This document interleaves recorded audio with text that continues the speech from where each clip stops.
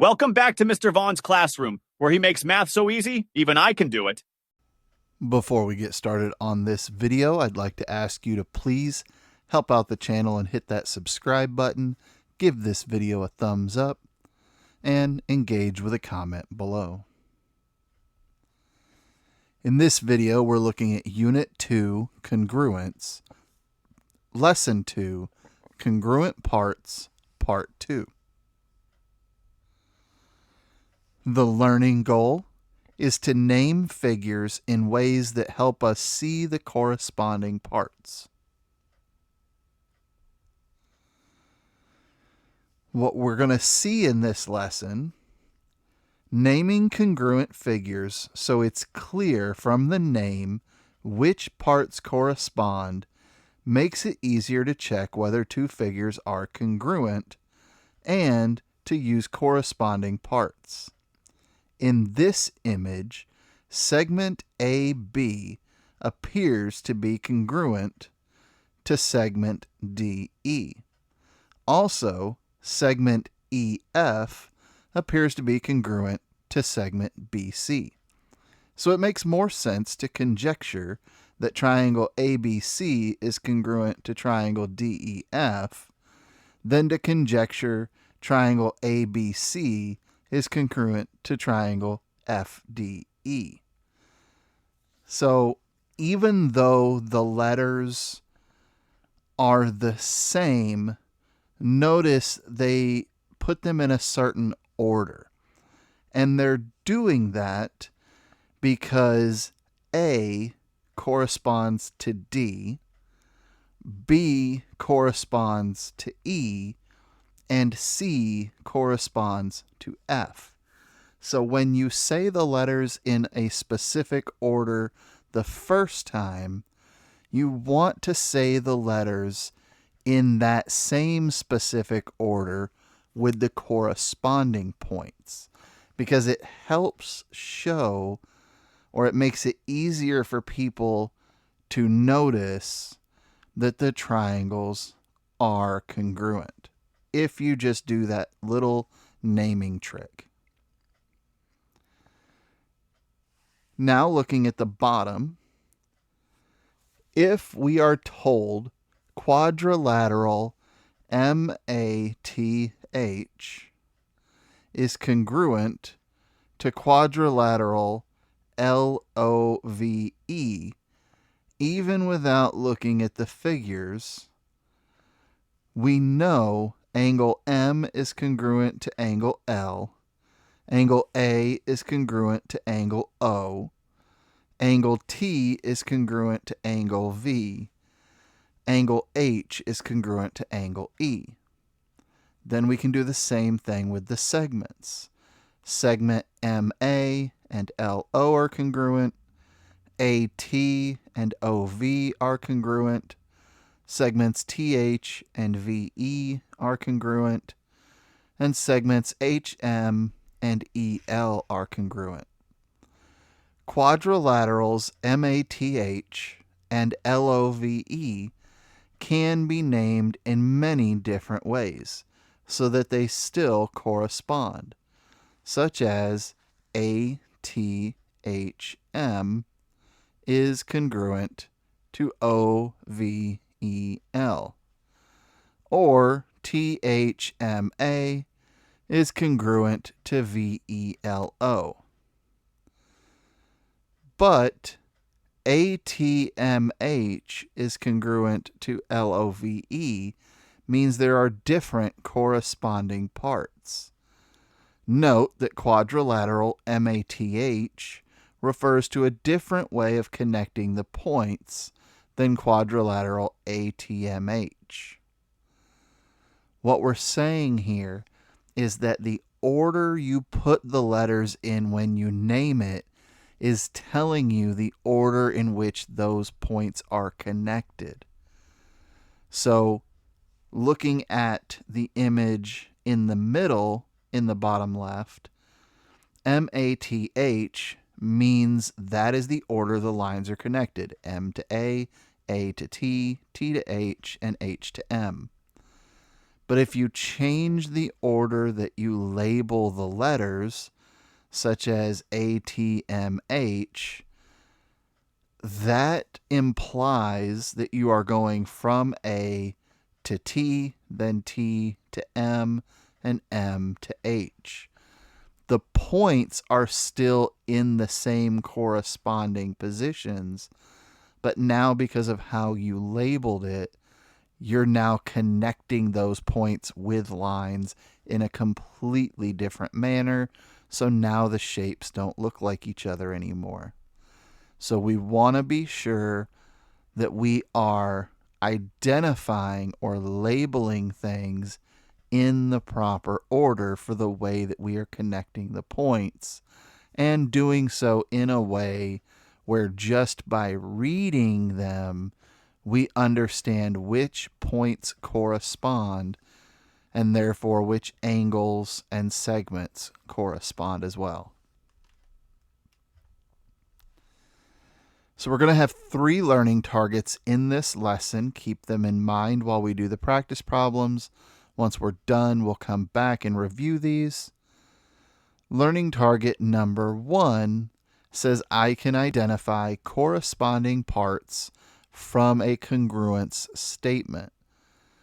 So this is saying you can simply look at the statement and know that the first letter in each label are going to be corresponding. You know that the second letter in each label are going to be corresponding. That's what we're talking about here. Learning target number 2 says that you can use rigid transformations to explain why figures are congruent. So you need to be able to prove that 2 figures are congruent by being able to explain what transformations took place. Was it a translation, up, down, left, or right? Was it a rotation, clockwise or counterclockwise? Was it a reflection? What was that line of reflection that it reflected across? By being able to explain those rigid transformations, you will be able to prove that the 2 figures are congruent. And learning target number 3, I can write a congruence statement. Again, making sure that you're writing them so that they're in the proper order and making sure you're using that congruence symbol. Now that we're done with the introduction, let's go ahead and get started on the practice problems. We're going to solve this problem not because it's easy, but because we need to get to Mars. Line SD is a line of symmetry for figure AXPDZHMS. Noah says that AXPDS is congruent to HMZDS because sides AX and HM are corresponding. Why is Noah's congruence statement incorrect? Remember that the order matters. So AXPDS says we start at A and then go XPDS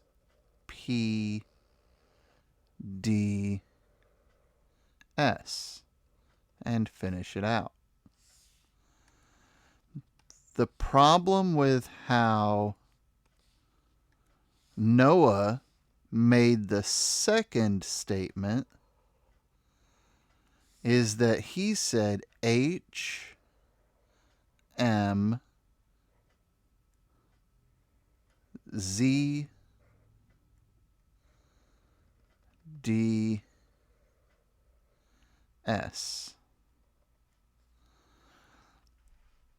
So you can see that what I highlighted in blue is not the same as what I highlighted in green. Now Z and H don't connect to each other. H connects to M.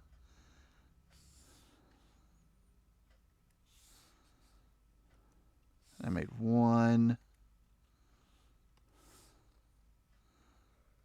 So Z. Okay. And then this would actually connect back. So now we can see the blue one goes around the outside of the image. The green one crosses through the middle of it. So to answer number 1, Noah's congruence statement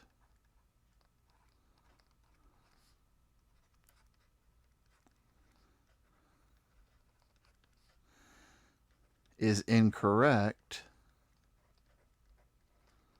because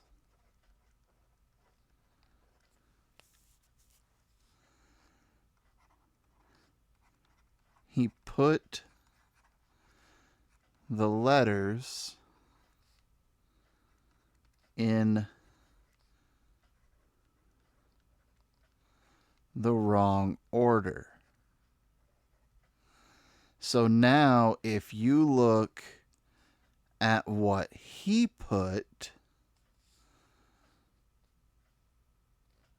he has XP is the same as MZ.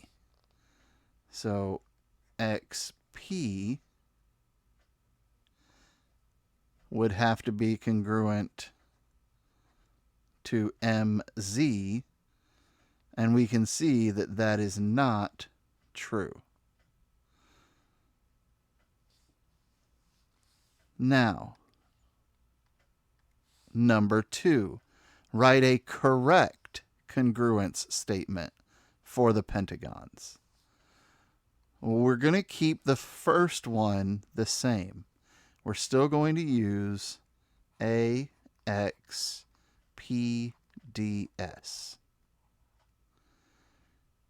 Is congruent, but this time we're going to make sure that they're corresponding.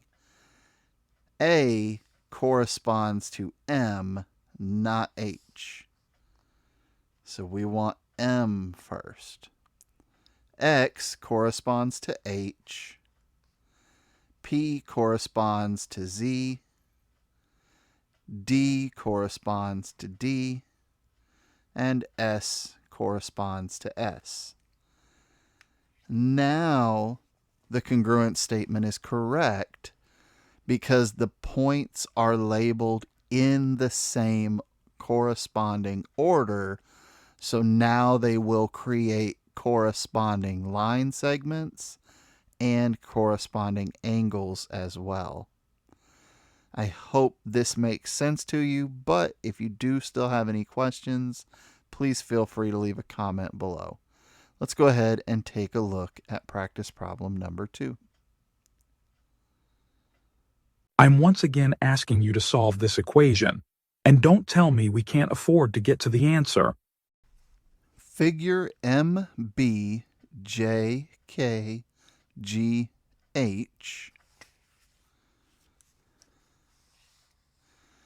that is this shape right down here.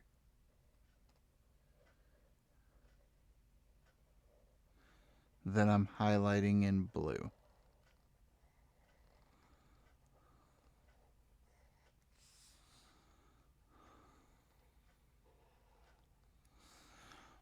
Is the image of figure AFEKJB,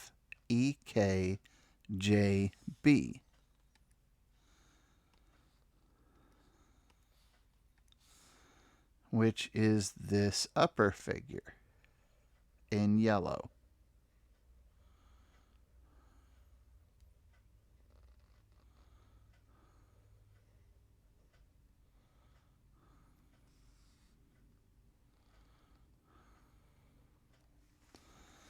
After being rotated 90 degrees counterclockwise about point K. So they simply left K in place and they rotated it counterclockwise 90 degrees. So now that's why A corresponds with M, F corresponds with B, E corresponds with J, K stays where it is, J corresponds with G, and B corresponds with H. Draw a segment in the yellow portion, AF, EK, JB, to create a quadrilateral. Draw the image of the segment when rotated 90 degrees counterclockwise about point K. So all they really want us to do is draw a line inside this yellow figure that creates a quadrilateral. So it has 4 sides.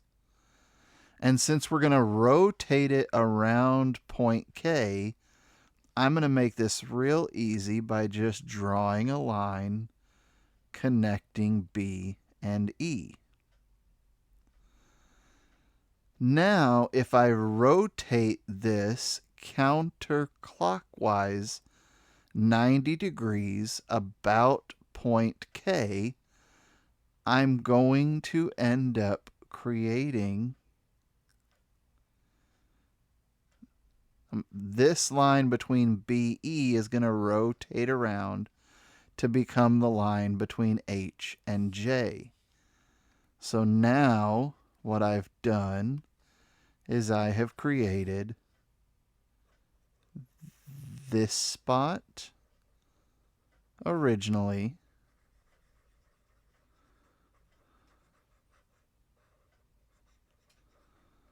and when I rotate it 90 degrees counterclockwise, it becomes this shape on the right.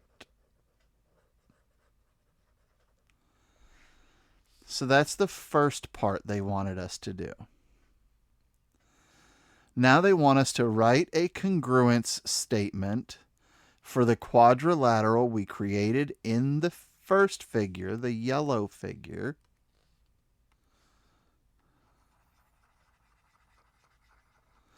And the image of the quadrilateral in the blue figure. So I need to name this original green figure that I made.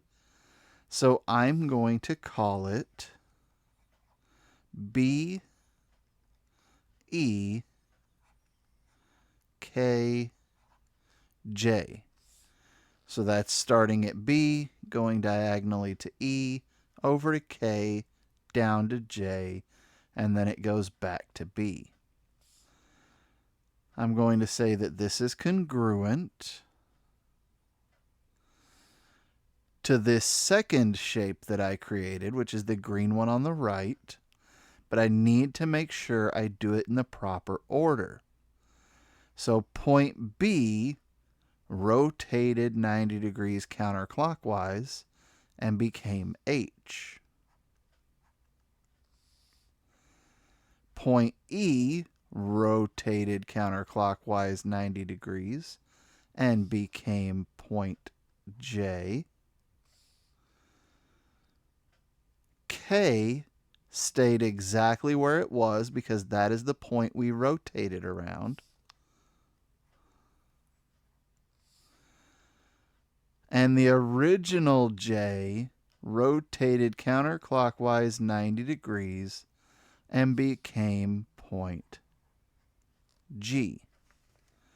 So here we have a congruence statement for the first one being congruent to the second one, but done so to create corresponding when you read it in the proper order. So the points are now corresponding, and the line segments. Line segment BE is now congruent to HJ. EK is congruent to JK. KJ is congruent to KG. And I could do the same thing with the angles. Angle BEK is now congruent to angle HJK. So if you do it in the right order, the points should be congruent, the line segments should be congruent, and the angle should be congruent. I hope this makes sense to you. If you have any questions, please leave a comment below. Let's look at practice problem number 3. We're going to have so much winning, you'll get tired of winning. You're going to get tired of solving all these fantastic problems. Triangle HEF. So we're talking about the top triangle.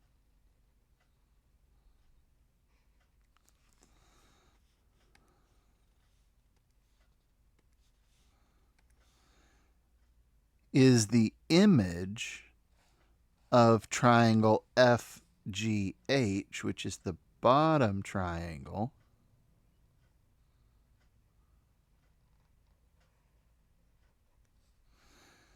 after a 180-degree rotation around point K, which is that point right in the middle. So this is saying the yellow triangle was the original. They rotated it around that middle point 180 degrees, and they created the blue triangle on the top. They want us to select all statements that must be true. So let's see what these statements say.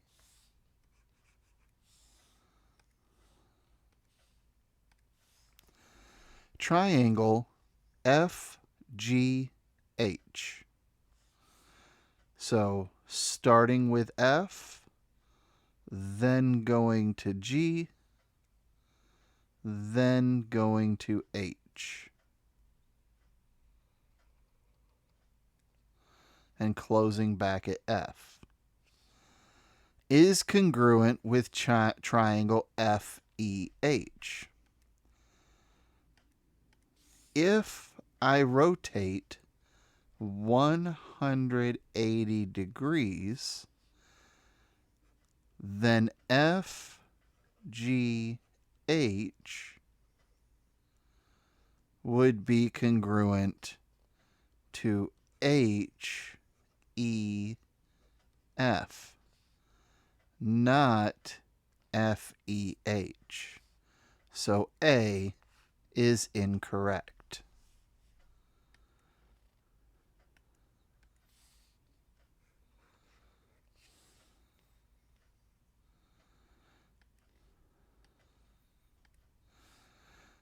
Choice B, triangle EFH. So we're going to rotate E 180 degrees. So if we went EFH,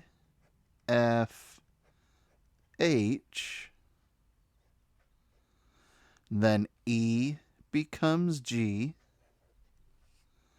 F becomes H, and H becomes F. So it's congruent to GHF, not GFH. So B is incorrect. Now we're looking at angles. We have angle KHE. So KHE, that is this angle right here. So if I rotate 180 degrees,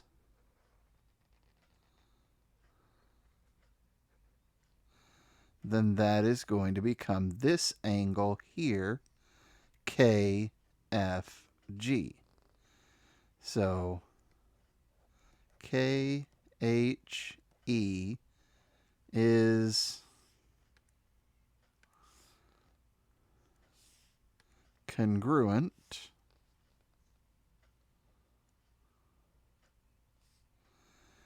K stays K, H becomes F, and E becomes G. That matches what they told us, so C is correct.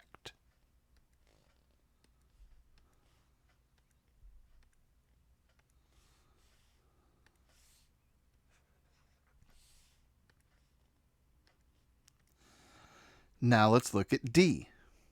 Angle GHK, so GHK is this angle. If I rotate 180 degrees, it becomes this angle. So GHK is congruent. G becomes E.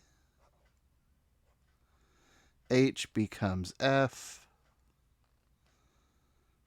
And K stays the same. So it's congruent to EFK, not KHE. So D is incorrect.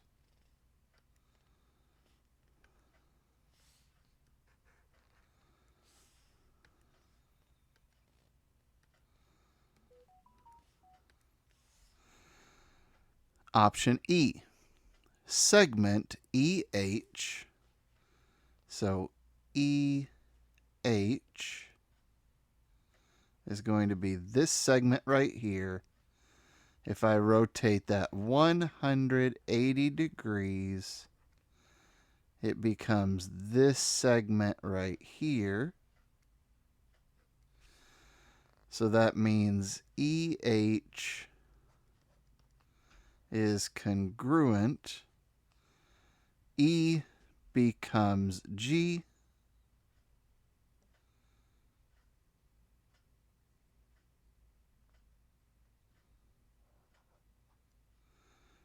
And H becomes F. So these two segments are the same. Notice that it's segment and not directed line segment.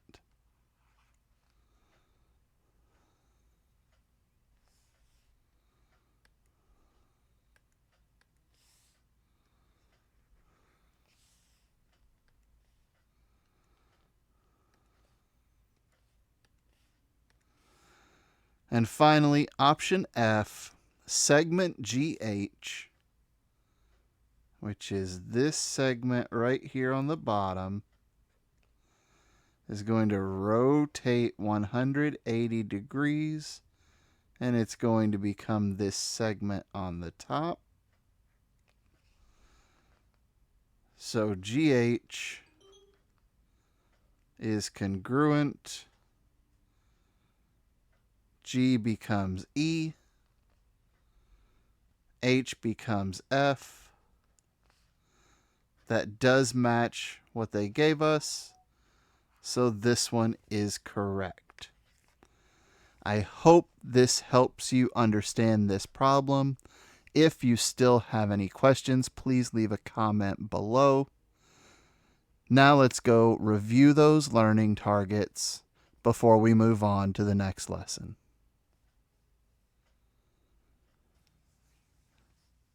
All right, so to review the learning targets, there were 3 of them in this lesson. Learning target number 1 says I can identify corresponding parts from a congruence statement. So what you want to remember is that the congruence statement is written in order.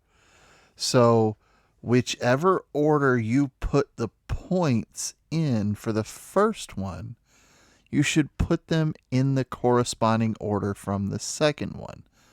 As long as that is done, you can do this first learning target where you can simply say, if I have figure MATH and I have figure LOVE, then I can go letter by letter and know that those points correspond.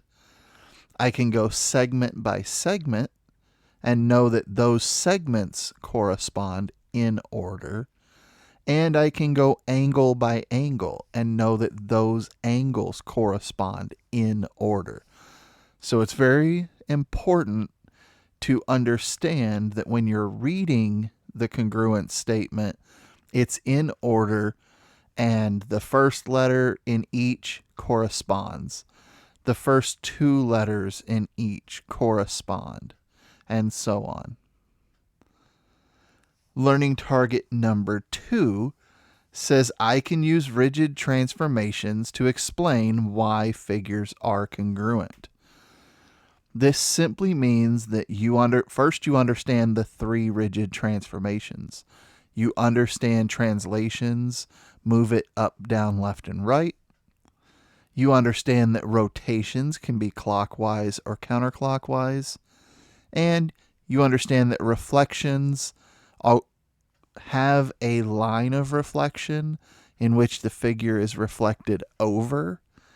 And you understand that all 3 of these rigid transformations leave the figure the exact same size and shape. Therefore, it's congruent. And then learning target number 3 says that I can write a congruent statement. And this goes back to that first learning target. You can read it because you know it's in order, and you can identify the corresponding parts because you know they're in order. That means when it's up to you, when it's your responsibility to write these congruent statements, you also need to make sure that you write them in the correct order so that when somebody else reads your congruent statement, they can trust that it is in the correct order so that they too can identify the corresponding points, line segments, and angles because they can trust that you have put it in the correct order. As long as you feel comfortable with these 3 learning targets, then you are right where you should be heading into the next lesson. If you found this video helpful, please give it a thumbs up. As always, please engage with a comment below. In the bottom left corner of the screen, you should see another video that YouTube is recommending to you. And in the bottom right corner, you should see the subscription button for the channel. It would really help if you would subscribe to the channel. I look forward to seeing you in the next lesson.